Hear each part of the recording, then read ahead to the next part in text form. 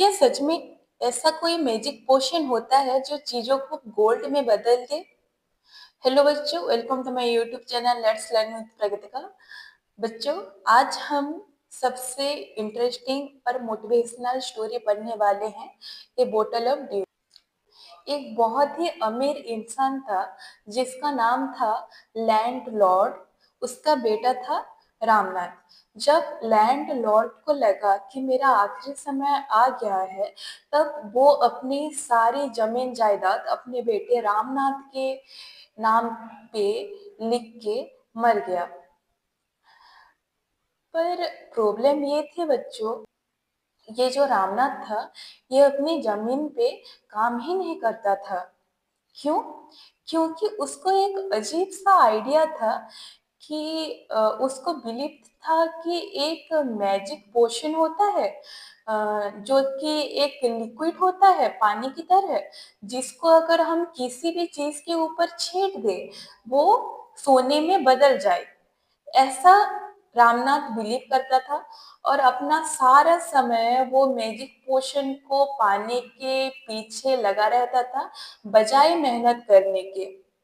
लोग रामनाथ को magic potion दिलाने के लिए भरोसा देते थे और उसे धोखा देते थे, और ऐसे बहुत पैसा खर्चा होता था। रामनाथ की जो बीवी थी, उसकी नाम थी मधुमती। वो ये सब देख के वो ये सब देखते देखते थक चुकी थी, और मधुमती को पता था कि वो दिन और दूर नहीं है जब उनके पास और ज्यादा पैसे नहीं होंगे। मधुमती को ये पता थी। एक दिन क्या हुआ बच्चों। उनके शहर में एक प्रसिद्ध साधु आए। प्रसिद्ध का मतलब जिसे हर कोई जानता हो। उनके शहर में एक प्रसिद्ध साधु आए जिनका नाम था महीपति। रामनाथ ने उनको भी नहीं छोड़ा। रामनाथ उनके पास गया और इस मैजिक पोशन के बारे में पूछा। तो महीपति ने जवाब दिया, हाँ, हिमालयस में मेरे ट्रैवल्स में मैंने इसके बारे में सुना है कि कैसे तुम इस मैजिक पोशन को बना सकते हो। तो रामनाथ उन्हें रिक्वेस्ट किया कि प्लीज़ बताइए कि मैं इसे कैसे बना सकता हूँ। तो सेठ महिपति बोले कि ये ये बनाने का जो तरीका है वो बहुत ही डिफ़िकल्ट है। रामनाथ ने फिर भी बोला, क्या प्लीज़ बताइए, मैं कर लूँगा। तो सेज महीपति ने बताना स्टार्ट किया कि तुम्हें बनाना के प्लांटेशन करने होंगे, अपने हाथों से खुद उनको पानी देना होगा, उनकी देखभाल करनी होगी।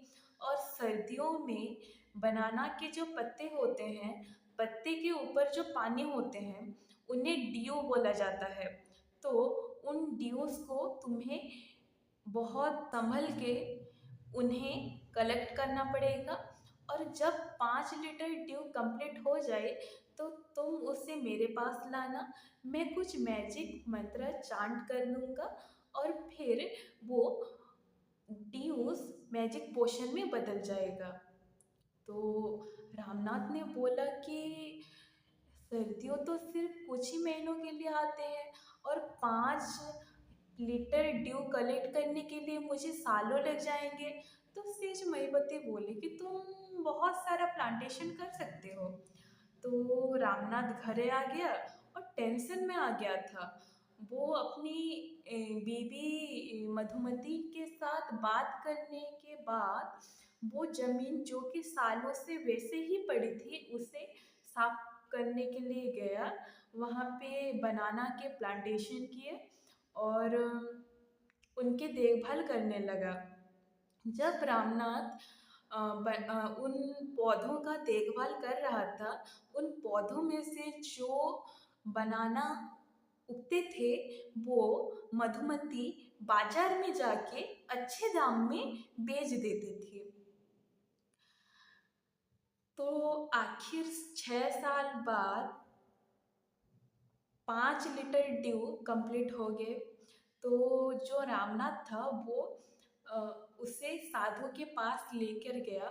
साधु हल्का गुनगुना कर कुछ बोले और रामनाथ को उसे लौटा दिया और बोले कि ट्राई इट, तुम कोशिश करो। तो रामनाथ ने एक कॉपर वेसल के ऊपर उन ड्यूस को एक्सपेरिमेंट किया, टेस्ट किया, झींटा। उसके बाद तो उसने इंतज़ार किया, फिर कुछ नहीं हुआ।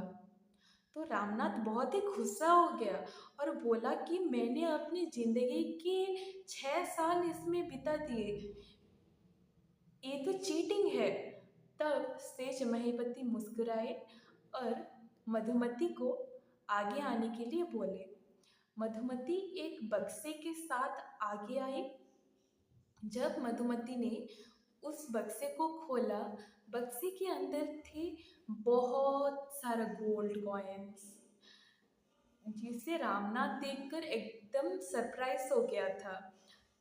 तब सेज महीपति बोले कि ये गोल्ड मैजिक से नहीं बना है, ये तुम्हारा ही हार्डवर्क का कॉइन्स है।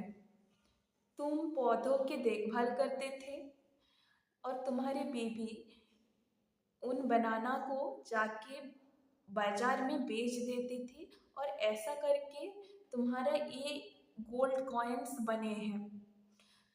तब रामनाथ को समझ में आया कि दुनिया में कोई मैजिक पोशन नहीं होता, हार्डवर्क ही असली मैजिक है। तो बच्चों, मोरल ऑफ द स्टोरी ये है कि मेहनत का कोई भी सब्स्टिट्यूट नहीं है, ठीक है? और शॉर्टकट का कोई भी सक्सेस नहीं है, हार्डवर्क ही रियल मैजिक है। तो आप भी कोई भी शॉर्टकट मत आजमाइए, सिलेबस छोटा मत कीजिए, हार्डवर्क कीजिए, बुक के सारे चैप्टर को अच्छे से पढ़िए और एग्ज़ाम देने के लिए जाइए। तो बच्चों, आज की स्टोरी से हमें क्या सीख मिलती है, कमेंट सेक्शन में ज़रूर बताइएगा। अगर आपको एक्सप्लेनेशन पसंद आई हो तो वीडियो को लाइक कीजिए और शेयर करना मत भूलिए और सब्सक्राइब करिए ऐसे ही नए वीडियोस के लिए। Till then, bye. This is Pragatika ma'am from let's learn with Pragatika.